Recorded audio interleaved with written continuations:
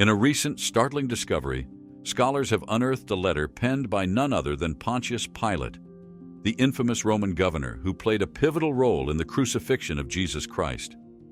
This letter, long hidden within the ancient archives, sheds new light on the enigmatic relationship between Pilate and Jesus, revealing startling secrets that could transform our understanding of biblical history. Pilate's words suggest a complexity in his actions and motivations that history books have overlooked. He portrays the Roman involvement as reluctant, pushed into a corner by manipulative local leaders claiming the Romans never wanted this. As we unpack this explosive document, we find ourselves questioning what true intentions lay behind Pilate's decisions. Was there a scandal at the heart of it all? Stay tuned as we explore the deep implications of Pilate's confessions and the new chapters they write in the story of Jesus, the man once deemed the Son of God. Number 1. The intriguing trial of Jesus. Pontius Pilate was the fifth leader appointed by the Roman Empire to oversee the region of Judea. He held this role during the time of Emperor Tiberius from about 26 to 37 AD. Pilate is most famously known for being the judge during Jesus' trial and for ultimately deciding to have him crucified. His role in the Christian faith is significant, mentioned in both the Apostles' and Nicene creeds. In the stories recounted in the Gospels, Pilate is portrayed as hesitant to condemn Jesus to death. Interestingly, in Ethiopian Christian tradition, it is believed that Pilate eventually converted to Christianity. He is honored as a martyr and a saint, a belief shared historically by the Coptic Church. They celebrate him with a feast day on June 19th or 25th. Before Pilate issued the order for Jesus' execution, he was brought before Caiaphas, the high priest, who orchestrated a biased trial against him. This trial took place in front of a gathering of religious leaders, including the teachers of the law and elders. Amidst this, one of Jesus' disciples, Peter, followed from a distance. The Sanhedrin, a top Jewish council with 70 members, mainly composed of Sadducees, Pharisees, and priests, along with their leader, the high priest, were on a mission. They aimed to find any evidence of false evidence against Jesus, desperate to condemn him to death. But despite their relentless search, they came up empty-handed. Eventually, two individuals stepped forward, accusing Jesus of threatening to demolish the temple. This accusation arose from a statement Jesus had made previously, claiming he could rebuild the temple in 3 days.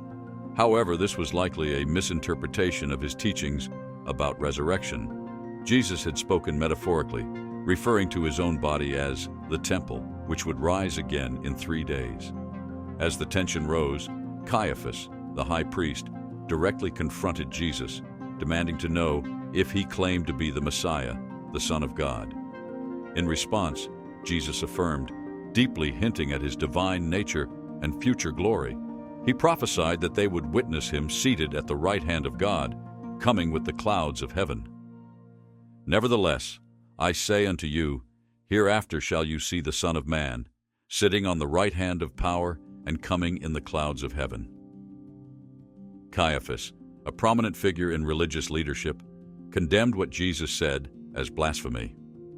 Blasphemy means speaking or acting in a way considered disrespectful to God, especially according to Jewish beliefs. When Jesus claimed to be God's Son, it was seen as insulting to God by the Jewish leaders. As a result, they found him guilty. Not only did they condemn him, but they also physically attacked him, spitting in his face and beating him. The Jewish leaders had multiple reasons for wanting Jesus dead. Firstly, he openly challenged their authority, calling them hypocrites. Additionally, they disapproved of his social circle, as he associated them with sinners, including prostitutes and tax collectors, whom they viewed as morally impure. Moreover, Jesus defied their Sabbath laws by performing healings on that day. They also objected to his claims about himself, such as being the Son of God and the promised Savior, which they couldn't accept. After the leaders of the Jewish community have deemed Jesus guilty of a crime punishable by death, they must take him before Pontius Pilate, the Roman governor. Surprisingly, it appears that the Sanhedrin, the Jewish council, lacked the authority to carry out capital punishment at the time.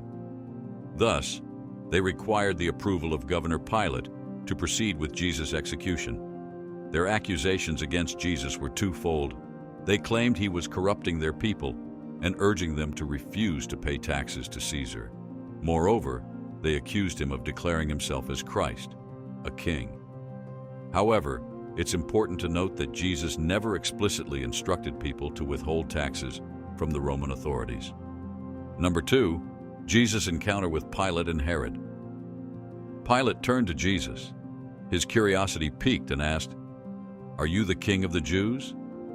Jesus remained composed, acknowledging Pilate's words, yet subtly hinting that the label wasn't of his own making. Instead of engaging in a direct response, Jesus chose not to argue with Pilate. Unlike with the Sanhedrin, debating with Pilate seemed futile. Pilate's interest lay not in the truth Jesus preached, but in the political implications. Thus he declared to the chief priests and the crowd that Jesus had committed no wrongdoing, finding no grounds for crucifixion under Roman law. "I have sent him to Herod. He has found that nothing worthy of death has been done." From the Roman viewpoint, Jesus stood innocent, devoid of any legitimate charges. Pilate, seeking a way out of the situation, then inquired if Jesus hailed from Galilee. Realizing Herod's jurisdiction over the region, he sent Jesus to Herod Antipas, who held sway over Galilee during that era. Herod Antipas, son of the famed Herod the Great, held authority from 4 BC to 39 AD. However, his power in Jerusalem was limited compared to his father and brother who once ruled there. He might have had some property in Jerusalem, but it's unlikely he was there for religious reasons, since he wasn't particularly known for being religious. Even though his presence in Jerusalem could have made him look good, many people in Galilee might have known about it, and possibly even supported him. The Bible tells us that when King Herod finally met Jesus, he was really happy because he had been wanting to meet him for a long time. Herod had heard a lot about Jesus and was excited to see some of the miracles he was said to perform. But when Herod tried to talk to Jesus, Jesus didn't say anything, which made Herod pretty frustrated. Meanwhile, the religious leaders kept on accusing Jesus strongly. The whole thing was kind of strange. Herod knew about Jesus and what he was doing in Galilee because he was worried about his safety and had a pretty good spy network. Before, Herod thought of John the Baptist as a danger, especially after John spoke out against him marrying Herodias. "You cannot marry your brother's wife while he's still alive." Herod wasn't sensitive to morals, but he knew that many people in Galilee didn't like his marriage for moral and political reasons. But Herod never did anything bad to Jesus, even though some Pharisees told Jesus that Herod wanted to kill him. Herod was only curious about Jesus and not interested in religion. Because Herod wasn't truly interested, Jesus didn't bother answering his questions. Herod and his people made fun of Jesus and treated him badly, even dressing him up in fancy clothes before sending him back to Pilate. Jesus had to appear before Herod Antipas, the ruler of Galilee and Perea. Herod was interested in Jesus' fame and hoped to see him do a miracle. But instead, Jesus didn't say anything and showed he didn't care about Herod's interest. Feeling disrespected because Jesus seemed not to care about him, Herod's dislike turned into strong dislike, making him treat Jesus with disrespect and teasing. Trying to make Jesus look small, Herod told his soldiers to dress Jesus in fancy clothes, mockingly admitting that he might think he was a king. This rude act wasn't just about making fun of Jesus. It was also about showing off Herod's power and showing that he was better than Jesus. It was a careful move to keep his reputation in control, especially when faced with someone who seemed dangerous. Additionally, the relationship between Herod and Pontius Pilate, the Roman governor of Judea, was complicated. Even though they didn't get along at first, having to deal with Jesus brought them closer together unexpectedly. Pilate's choice to punish Jesus, even though he didn't do anything wrong, shows the pressure he was under from Jewish leaders and the tense situation in Jerusalem during Passover. Pilate was focused on keeping everything in order and stable, but when it came down to it, he cared more about what was politically convenient than what was fair. So even though Jesus hadn't done anything wrong, Pilate still let him be treated unfairly. Interestingly, there was a hidden custom that was conducted in the Passover festival in Rome. 3. The trial of faith. In ancient Rome, during the Passover festival, There was a fascinating custom where the governor pardoned one prisoner chosen by the people. This governor, Pilate, found himself in a difficult situation. He had to choose between two men, Barabbas, known for causing trouble, and Jesus Christ, whom some believed to be the chosen one. Pilate sensed that jealousy played a role in bringing Jesus before him. So Pilate turned to the crowd and asked them a crucial question. Who should I release, Barabbas or Jesus, also called the Messiah? Who should I release, Barabbas or Jesus, also called the Messiah? This moment is captured in the Gospel of Matthew, where Pilate, the judge, grapples with a perplexing dilemma. Adding to the tension, Pilate's wife had a troubling dream that convinced her of Jesus' innocence. She urgently warned her husband against condemning him. Despite this, Pilate's decision failed to satisfy the high priests and elders. They were determined not only to protect their reputation, but also to see Jesus executed.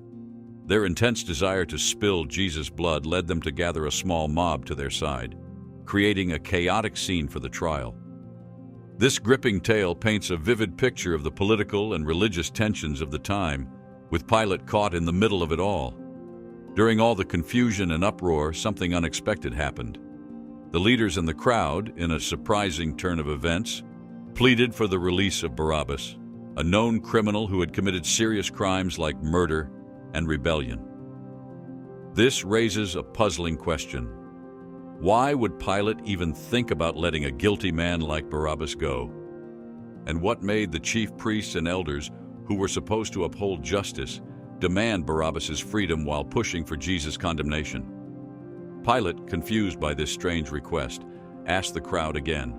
But instead of reconsidering, they shouted even louder, demanding that Jesus be put to death by crucifixion. This was the first time crucifixion was explicitly brought up during the trials.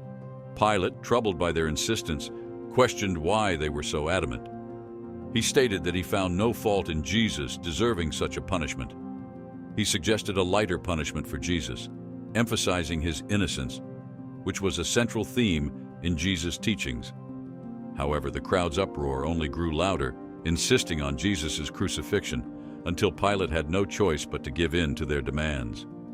To show that he wasn't responsible for what happened to Jesus, Pilate made a big show of washing his hands in front of everyone. Then he let Barabbas, a guy in jail for causing trouble and killing people, go free, just like the crowd wanted. Meanwhile, Jesus was handed over to them. But was Jesus guilty of what the Jewish leaders said? They accused him of breaking their religious rules, like healing people on the day they were supposed to rest. Whenever Jesus went to the synagogue, the Pharisees and law experts were always watching him closely, hoping he'd mess up. They were waiting for him to heal someone on the day of rest so they could catch him. They asked him, "Is it okay to heal on the Sabbath?" trying to trick him into admitting he did something wrong. In some stories, like those in Mark and Luke, Jesus starts a deep conversation by asking if it's right to heal on the Sabbath. During that time, there was a big debate among Jewish religious leaders about certain rules. But in Matthew's story about Jesus, he tells it in such a captivating way, making it easy for everyone to understand. Jesus doesn't just talk straight. He paints a picture that sticks in people's minds. He describes a scene where a sheep falls into a hole on the day of rest, making his listeners imagine themselves in that situation, wondering if they would help the poor animal. Jesus isn't just talking about sheep, though. He's saying that helping others is more important than following rules strictly. He wants people to see that being kind is what matters, even if it means breaking some religious rules. Then, to prove his point even more, Jesus does something incredible. He heals a man's hand that was all withered up, making it strong and healthy again. But instead of everyone cheering for him, the religious leaders called the Pharisees got mad. They don't like Jesus because he challenges their authority and does things they don't understand. Their anger and dislike toward Jesus grow even stronger because he doesn't follow their strict rules about resting on the Sabbath day.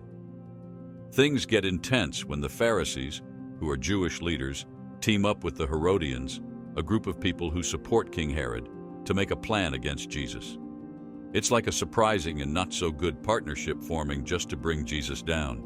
Now, many stories have been told about healings that occurred on the Sabbath, but one such healing particularly stood out. Number 4, the Sabbath healing.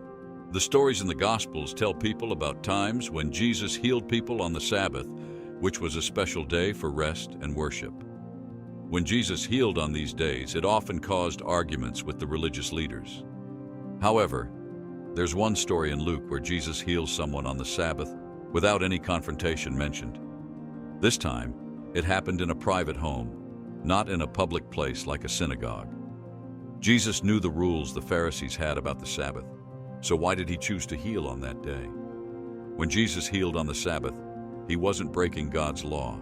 He was going against how the Pharisees understood and followed the law. In the Bible, Matthew 5:17 tells us that Jesus didn't come to get rid of the law, but to fulfill it. The main reason Jesus healed on the Sabbath was that people needed his help. By healing on that day, Jesus was also showing how the Pharisees were being hypocritical in their religious practices. He wanted to teach them and others that showing love and compassion should always come first, even if it meant breaking some of the rules that people had made up. In 3 separate instances, Jesus encountered opposition when his acts of healing led to debates. Jesus pointed out how the Jews would tend to their animals on the Sabbath, a practice accepted by the Pharisees in their agricultural society. He highlighted the irony of their willingness to work for the sake of animals, while questioning their reluctance to extend the same compassion to a fellow human being. Jesus illustrated this by asking whether they would not, on the Sabbath, untie their ox or donkey to lead it to water, as described in Luke 13:15. He exposed their double standard, criticizing their refusal to offer aid to a daughter of Abraham, as noted in verse 16. Moreover, Jesus' actions challenged the religious leaders' interpretation of Sabbath laws. He posed a crucial question: is it lawful on the Sabbath to do good or to do harm, to save life or to destroy it? By healing on the Sabbath, Jesus confronted the leaders with the essence of morality and compassion. Their silence in response to his question spoke volumes, indicating their inability or unwillingness to acknowledge the righteousness of doing good, even on the Sabbath. Jesus' healing acts served as a clear demonstration that prioritizing kindness and preserving life transcends any rigid adherence to Sabbath regulations. In contrast, using Sabbath rules as a pretext for harm or cruelty was shown to be a distortion of divine law. Jesus often healed on the Sabbath to show everyone why God set aside that day as a time to rest. The Sabbath wasn't just about giving praise to God, it was also meant to help people. In the book of Mark, it says that the Sabbath was made to benefit humans, not the other way around. It was a chance for people to recover after a busy week and to shift their attention away from their daily tasks and towards God. When Jesus healed on the Sabbath, it was in line with what God intended for that day. This story reminds us that sometimes our stubbornness can lead us away from what's truly important. It's a good lesson for people to regularly check their beliefs and make sure they match up with what the Bible says. Interestingly, a lot of accusations were levied against Jesus by the Romans, as they were never able to comprehend the deeper meanings behind his words and actions. Number 5. Jesus' radical message of redemption. Jesus faced an accusation that he claimed he could destroy the temple and rebuild it within 3 days. I am the new temple. I raised it up in 3 days. When I raise myself from the dead in 3 days, everywhere in all the world people can go to God through me. This accusation carried serious weight because tampering with the sacred temple was considered blasphemy, punishable by death. It would also expose him as a fraud. However, Jesus' statement had a deeper meaning. Throughout the Gospels, he repeatedly spoke about his impending death and resurrection. He understood his divine mission, which was not about overthrowing earthly powers like the Romans, but about fulfilling a higher purpose. His disciples, however, had different expectations. They believed Jesus to be the promised Messiah who would establish an earthly kingdom, restoring the throne of King David in Jerusalem. Yet Jesus challenged their understanding. He would indeed reign as the promised Messiah, but his path to kingship was through sacrifice, not through violence. As for the significance of Jesus eating with sinners, it was a deliberate act to demonstrate his mission. After calling Matthew to follow him, Jesus shared a meal with many tax collectors and sinners at Matthew's house. This act symbolized Jesus' message of redemption and inclusion. It showed that he came not for the righteous, but for those who recognize their need for spiritual healing. In essence, it underscored the core of Jesus' teachings: love, forgiveness, and acceptance for all. Matthew, once a tax collector, surrounded himself with sinners who had become his friends and acquaintances. They were now drawn to Jesus, and Matthew desired to introduce them to him. However, the scribes and Pharisees, who held disdain for tax collectors, voiced their complaints. Despite this, Jesus continued to spend time with these sinners, aligning perfectly with his mission to seek and save the lost. In the time of Jesus, rabbis and spiritual leaders held significant respect in Jewish society, particularly the Pharisees, known for their strict adherence to the law and tradition. They were honored as paragons of righteousness, with almost everyone looking up to them. Yet they distanced themselves from those they deemed as sinners, those who didn't adhere to their strict rules. It was unheard of for religious leaders of Jesus' time to associate with tax collectors, who were infamous for their corruption and collaboration with the despised Romans. However, Jesus deliberately chose to dine with sinners, emphasizing the availability of repentance and forgiveness. As Jesus' ministry expanded, so did his popularity among society's outcasts, offering them hope and inclusion in a way that was previously unimaginable. Once upon a time, when Matthew became a close companion of Jesus, Jesus naturally started spending more time with the outcasts of society. It was only expected that Jesus would mingle with tax collectors and sinners because, as mentioned in Mark 21-17, he came not for the righteous, but for the sinners.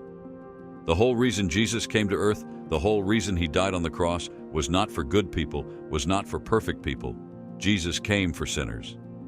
Jesus knew that to reach those who were lost, he needed to connect with them somehow. During a feast at Matthew's house, Jesus shattered societal norms and criticized the Pharisees' rigid rules for achieving righteousness. By dining with sinners, Jesus demonstrated that he cared more about people's inner selves than their societal status. While the Pharisees judged others based on their past actions, Jesus saw their spiritual needs. Throughout his ministry, Jesus consistently reached out to those who needed him. He surprised his disciples by engaging in conversation with a Samaritan woman, forgiving an immoral woman, and assisting a Syrophoenician woman. He even touched a leper and visited the home of Zacchaeus, a tax collector, demonstrating his willingness to embrace the marginalized.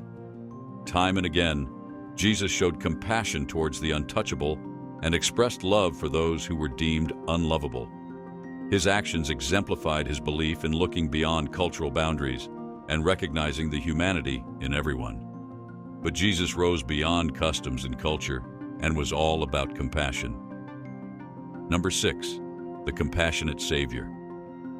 Jesus came to rescue people who had done wrong. It didn't matter to him if some people disapproved because their customs or culture said so. What mattered was saving souls, something so important it couldn't be overlooked. In John 3:17, it's mentioned that God didn't send Jesus to point fingers at everyone's mistakes, but to rescue them from those mistakes. Jesus was all about compassion, always looking out for others and sharing the teachings of God. He wasn't afraid to mingle with those who were considered bad by society. He showed that everyone deserves kindness and understanding by spending time with them and sharing meals. This had a big impact on those labeled as sinners. They could see Jesus for who he truly was, a good person, close to God, and capable of extraordinary things. His miracles were proof of his goodness, and his genuine care for others was clear to see. Jesus didn't care much for society's rules about who he should associate with.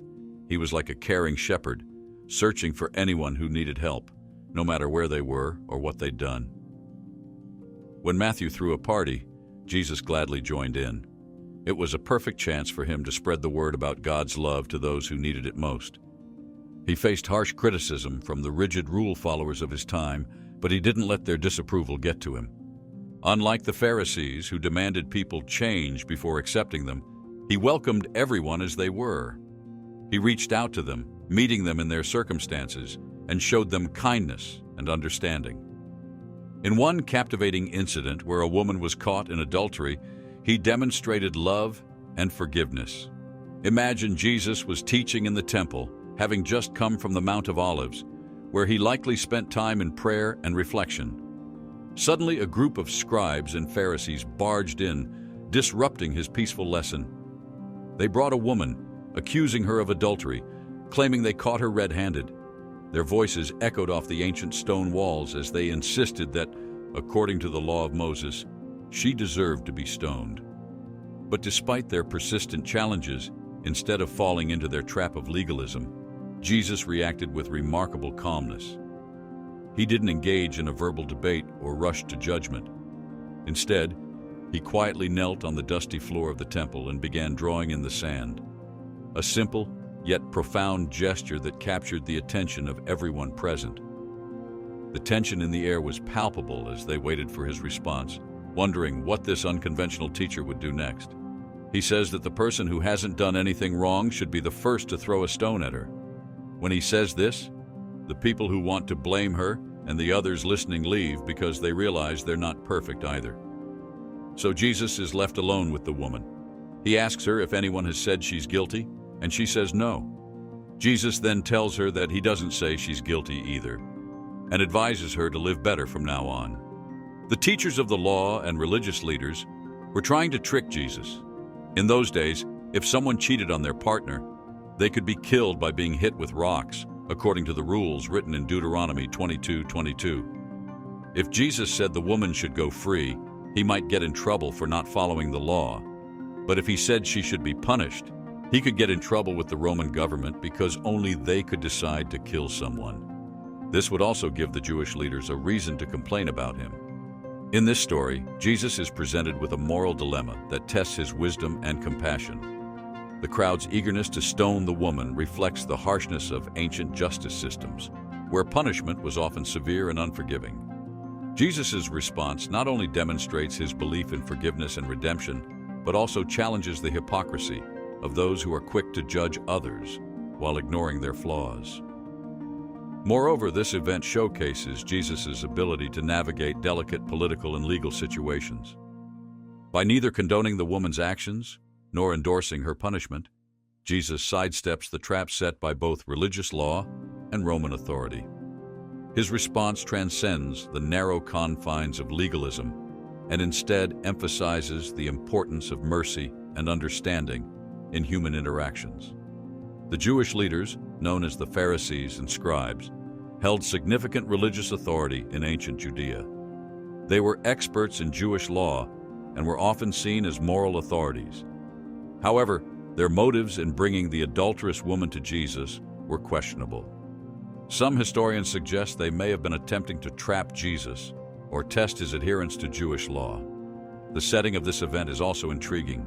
It took place in the temple area in Jerusalem, likely in the court of the Gentiles, where people from various backgrounds gathered. This public setting adds drama to the encounter, as Jesus is questioned in front of a diverse crowd, including both supporters and doubters. Additionally, the response of Jesus, stooping down and writing in the dust, has sparked much speculation and debate among scholars.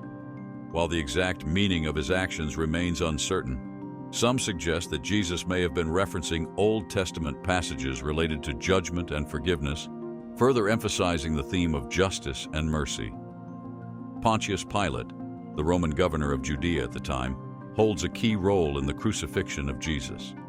His decision to condemn Jesus to death, despite finding no fault in him, underscores the political tension between the Roman authorities and Jewish religious leaders. Pilate's reluctance to intervene highlights the complexities of power dynamics and political expediency in the ancient world. Furthermore, the manner of Jesus' death, crucifixion, was a form of execution reserved for the most despised criminals and rebels in Roman society. It was a gruesome and painful method of punishment designed to inflict maximum pain and humiliation. Jesus willingly enduring such a fate underscores the depth of his sacrifice and commitment to his mission. What are your thoughts on Pontius Pilate's shocking letter on Jesus' death? Let us have your opinions in the comments below, and if you enjoyed watching this video, make sure to give it a thumbs up and subscribe to the channel.